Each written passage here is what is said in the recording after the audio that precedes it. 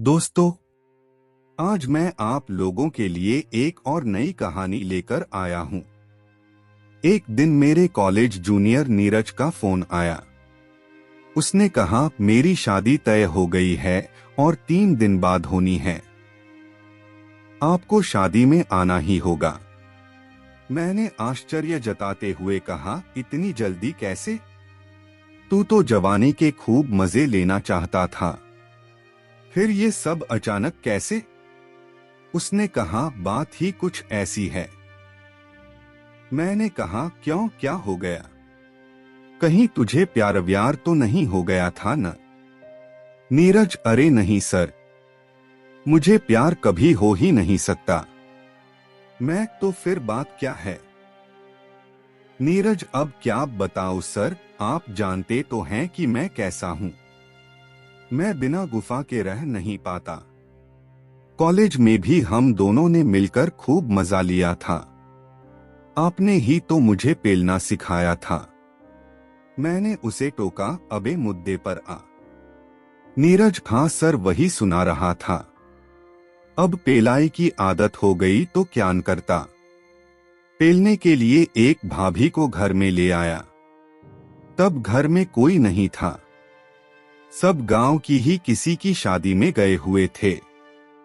पर मेरी बहन की अचानक तबीयत खराब होने की वजह से सब जल्दी वापस आ गए और घर वालों ने मुझे गांव की ही उस भाभी के साथ घर में ही रंगे हाथों पकड़ लिया।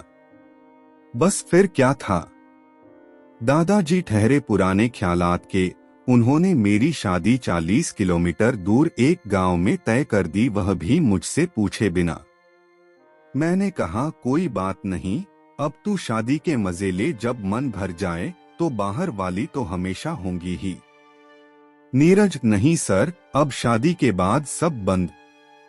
क्यों, तेरी होने वाली बीवी इतनी अच्छी दिखती है क्या? नीरज, पता नहीं सर, मैंने तो उसे आज तक देखा नहीं।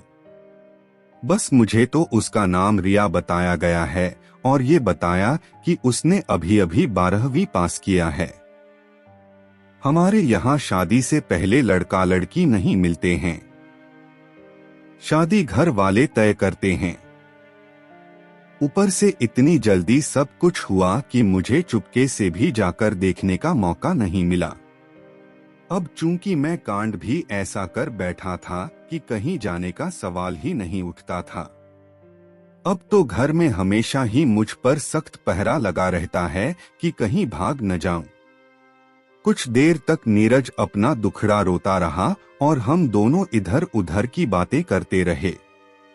फिर मैं शादी से एक दिन पहले उसके गांव पहुंच गया। उस दिन हल्दी की रस्म थी। नीरज ने सभी रिश्तेदारों से मिलवाया। उसका परिवार बहुत बड़ा था। फिर नीरज मुझे अपने कमरे में ले गया और मेरा सामान उधर ही रखवा दिया।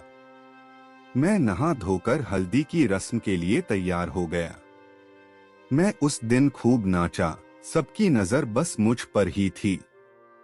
सब जान गए थे कि ये नीरज का दोस्त है, तो अपने को तो पूरा भाव मिल रहा था। नाचते नाचते रात हो गई तो सब काफी थक गए थे। मैंने मुंह हाथ धोकर खाना खाया और उस रात को नीरज के ही कमरे में आ गया। उससे कॉलेज के पुराने दिनों में हुई मस्ती के बातें करते करते कब सो गया पता नहीं चला। अगली सुबह मेरी नींद देर से टूटी। सब तैयार हो गए थे। मैं भी झटपट तैयार हो गया। फिर सब बारात के लिए निकल गए। लगभग 1.5 घंटे में लड़की के घर पहुंच गए। सबका खूब स्वागत हुआ। अब शादी के लिए नीरज और उसकी दुल्हन दोनों मंडप में बैठे थे। मैंने लड़की को देखना चाहा पर देख ही नहीं पाया क्योंकि उसने घूंघट ओढ़ रखा था। लड़की को देखने की मेरी इच्छा अधूरी रह गई। शादी अच्छे से निपट गई। बस विदाई से पहले लड़की के पुराने आशिक के शराब पीकर तमाशा करने के कारण झगड़ा हो गया। वो झगड़ा इतना बढ़ गया था कि नीरज को बीच में आकर झगड़ा सुलझाना पड़ा। अब हम बारात से वापस आ गए। रात के 2 बज गए थे। घर आते ही नीरज और उस दुल्हन की आरती उतरी और उसका गृह प्रवेश हुआ। फिर सब अपने अपने घर चले गए और सभी रिश्तेदार भी एक एक कर सोने चले गए। बस कुछ आंटी वगैरह ही बाहर बैठी थीं, जो नीरज को सुहागरात को लेकर चिढ़ा रही थीं। वे आंटी लोग दूल्हे को सुहागरात वाले रूम में ढकेलने के लिए बची थीं। तभी गांव की पुलिस गेट के पास आ गई और नीरज के पिता से बात होने लगी। यह देखकर नीरज और मैं भी गेट के पास आ गए। पुलिस वाले लड़ाई के केस के चक्कर में आए थे। बारात के लोगों ने उस शराबी लड़के को ज्यादा ही मार दिया था, तो उसने नीरज के नाम से केस कर दिया था। लड़की के गांव के थाने में जाकर माफी मांगकर केस का निपटारा करना था। नीरज ने अपना सेहरा मुझे यह कहते हुए दिया कि किसी को मत बताना, सब परेशान होंगे, मैं जल्द ही लौट आऊंगा। वह अपने बाप के साथ चला गया। इधर मैं दूल्हे का सेहरा थामे यह सोच रहा था कि तेरी पारी कब आएगी गुरु। मैं सेहरा पहने घर के अंदर आ गया। तभी नीरज के एक रिश्तेदार आंटी ने मुझे देखकर कहा, अरे दूल्हे राजा कहाँ घूम रहा है? तुझे पता नहीं क्या कि आज तेरी सुहागरात है? तेरी दुल्हन तेरा इंतजार कर रही होगी। चल अब देर ना कर, जल्दी कमरे में जा। मैं, अरे आंटी, वो सुनिए तो। मैं बस इतना ही कह पाया कि आंटी ने बिना कुछ सुने मुझे नीरज के सुहागरात वाले कमरे में धकेल दिया। मेरे अंदर जाते ही मैंने देखा कि नीरज की दुल्हन खिड़की के पास खड़ी थी और चांद को देखे जा रही थी। खिड़की से चांद की हल्की रोशनी आ रही थी। उसने चुनरी नहीं ओढ़ी हुई थी। उसके बाल खुले हुए थे। खिड़की से हल्की हल्की हवा अंदर आ रही थी, जिसके कारण उसके लंबे बाल हवा में उड़ रहे थे। वह जैसे अपने पिया का इंतजार कर रही थी। मैंने अपने कदम उसकी तरफ बढ़ाए।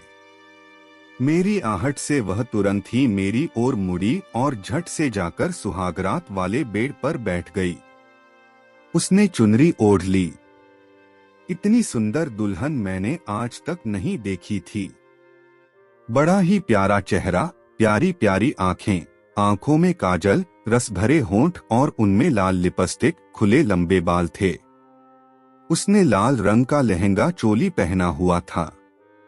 गहरे गले वाली चोली में से उसके आधे से अधिक स्तन झांक रहे थे। लहंगा और चोली के बीच में कुछ हिस्सा खुला हुआ था, जहां से उसका पेट दिख रहा था और बीचों बीच गहरी नाभि थी। लचक लिए हुई उसकी कमर को देखकर मेरा खड़ा हो गया। यह सब देखकर मेरी तो नीयत ही खराब हो गई। मेरा केला अब अपना आकार लेने लगा था। नीरज की आज सुहागरात थी, पर वह यहाँ नहीं था। नीरज 2 घंटे से पहले नहीं आने वाला था। चूंकि रात के 2 बज चुके थे, तो नीरज के आते आते सुबह हो जाने वाली थी। मैं दुल्हन की सुहागरात खराब नहीं करना चाहता था। मैंने मौके का फायदा उठाना ही ठीक समझा। वैसे भी दुल्हन ने तो नीरज को देखा नहीं था, और जब उसकी आंटी ही नहीं पहचानी तो ये क्या पहचानती। पर डर इस बात का था कि कहीं पहचान गई तो मेरी तो खटिया खड़ी हो जाएगी। मैंने खिड़की बंद की। अब बहुत कम ही रोशनी अंदर आ रही थी। मैं सेहरा खोलकर दुल्हन के पास बैठ गया। मैंने उसके सर से चुनरी हटाई। उसने सर झुकाया हुआ था। फिर मैंने उसके हाथ अपने हाथ में ले लिए और अपने होठों को उसके हाथ पर लगा दिया। उसने कुछ नहीं कहा। मैंने मन में कहा कि चलो अब काम बन गया। दुल्हन ने नहीं पहचाना। फिर मैं आगे बढ़ा और उसकी गर्दन को चूमने लगा। उसने चेहरा दूसरी तरफ कर दिया। मतलब वह समझ गई कि क्या होने वाला है। आखिर उसे भी इस पल का कब से इंतजार रहा होगा। मैंने पीछे से उसकी चोली की डोरी और ब्रा का हुक खोल दिया और पीछे धकेलते हुए उसे बेड पर लेटा दिया। उसके दोनों हाथों को अपने दोनों हाथों से दबाकर मैं उस पर चढ़ गया और अपने होंठ उसके होठों पर रख दिए।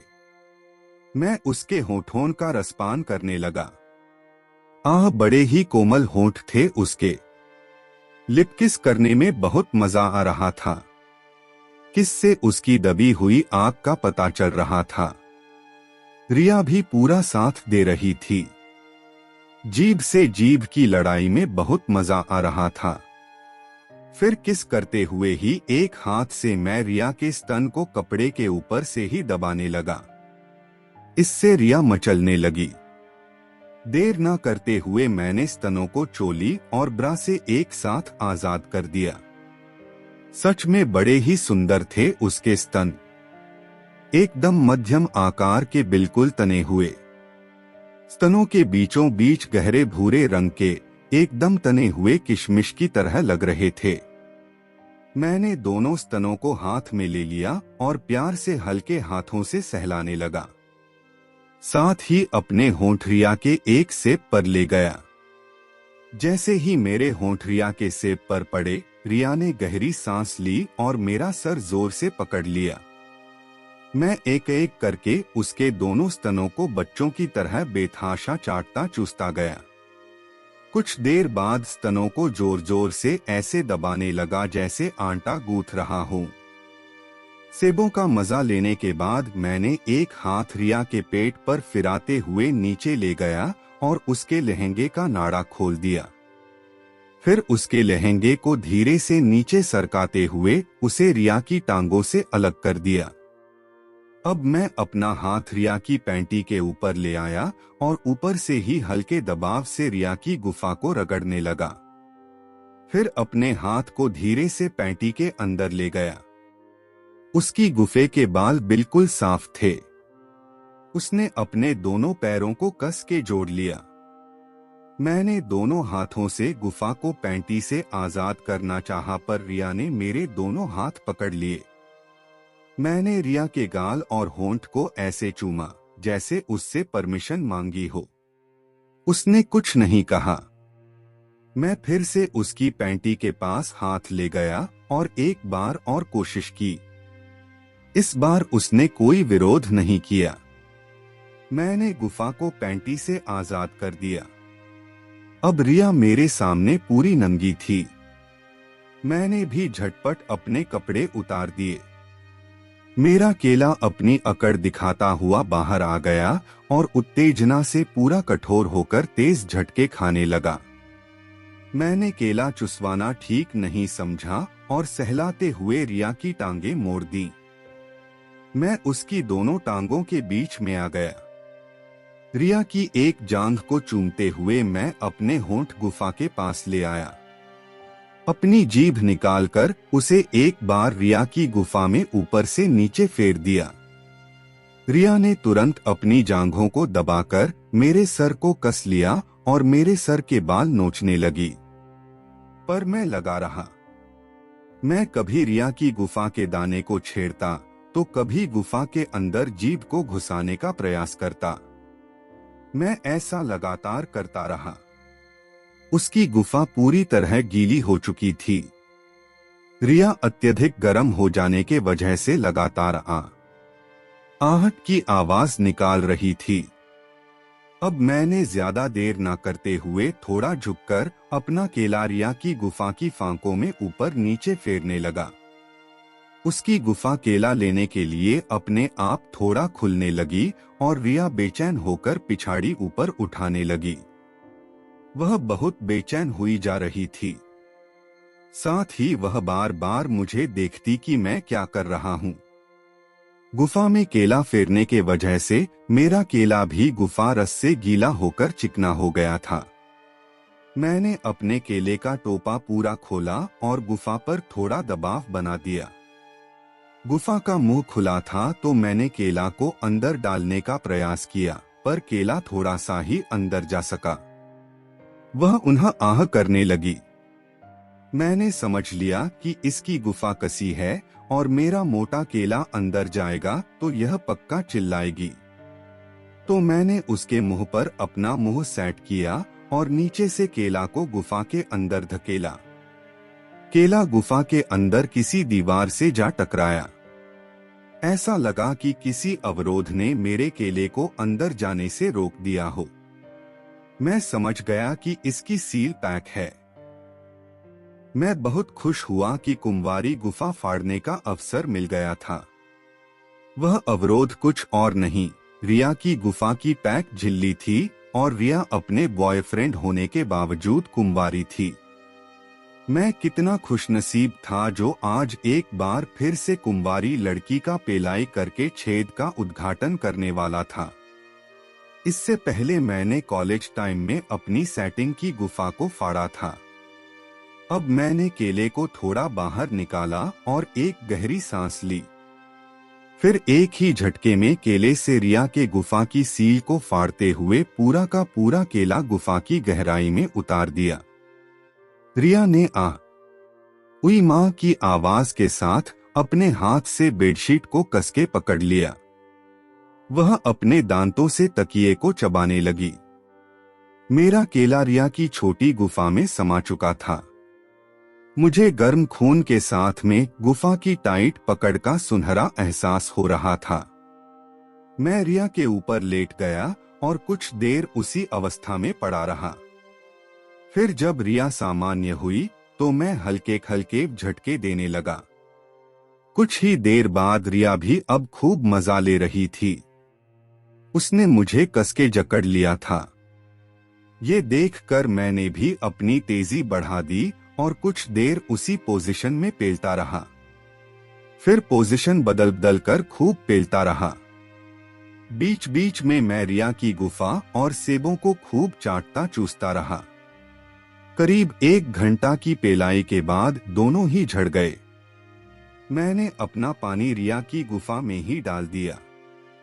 फिर रिया उठी और लंगड़ाती हुई बाथरूम में चली गई।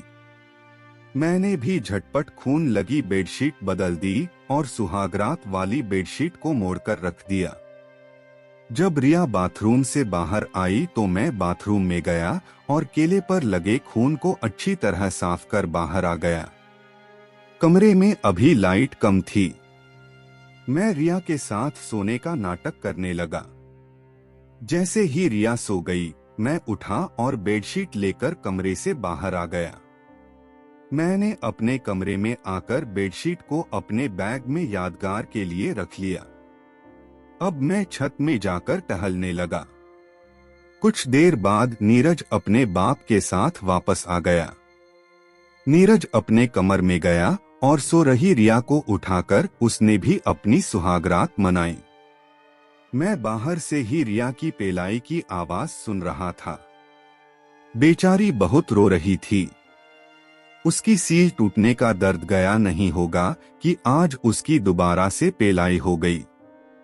हालांकि उसे केले का फर्क जरूर समझ आया होगा, लेकिन अभी वह सब उजागर होना बाकी था। फिर मैं अपने कमरे में जाकर सो गया। सुबह देर से उठा। उस दिन शाम को संगीत का कार्यक्रम था। सभी तैयारी में लग गए। जब शाम हुई तो दुल्हा दुल्हन बाहर स्टेज पर चलकर आए। रिया लंगड़ा कर चल रही थी। यह देखकर सब आपस में फुसफुसा रहे थे कि नीरज ने तो कल खूब घपाघप की होगी। संगीत शुरू हुआ। रिया कहीं खोई हुई थी। शायद उसको पता चल गया था कि कल रात को क्या हुआ। उसकी निगाहें किसी को ढूंढ रही थीं। शायद वह मैं था जिसने उसकी सील को तोड़ा था। उसने मुझे देखा पर वहां और भी लड़के भी थे तो शक सही नहीं बैठ रहा था।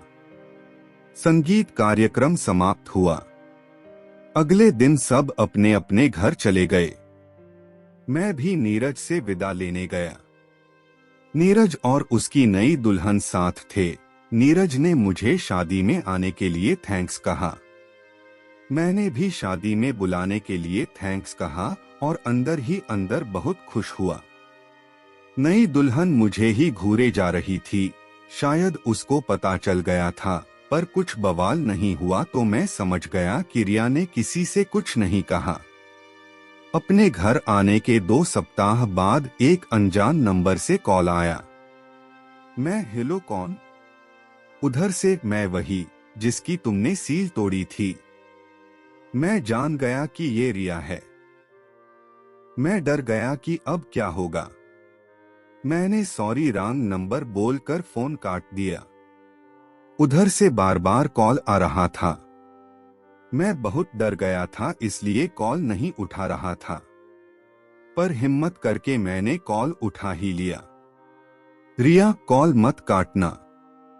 मैं तुम्हें थैंक्स कहना चाहती हूँ मेरी सुहागरात इतनी अच्छी बनाने के लिए। मेरा शुरू से मन था कि जब मेरी सुहागरात बने तो अच्छे से मेरी घपाघप हो। नीरज की तो बहुत छोटी सी है, ऊपर से वह ज्यादा देर टिक नहीं पाता है। पर क्या करें, मेरी किस्मत में यही लिखा था। पहली रात का मजा मुझे आपने दिया। यह सब सुनकर मेरी जान आई। मैंने कहा, क्या यह बात नीरज को पता है? उसने कहा, उसे नहीं पता है और मैं भी किसी को कुछ नहीं बताऊंगी। बस अगर तू बीच बीच में आकर मेरी पेलाई करता रहे तो यह बात हम दोनों के बीच ही रहेगी। मैं बड़ा खुश हुआ कि अब कभी भी रिया की घपाघप का मजा ले सकता हूँ। मैंने उसे शहर आने के लिए कहा। उसने हामी भर दी है। अब देखो कब उसकी घपाघप का मजा मिलता है। आपको ये पहली रात की घपाघप की कहानी कैसी लगी? प्लीज कमेंट्स में बताएं।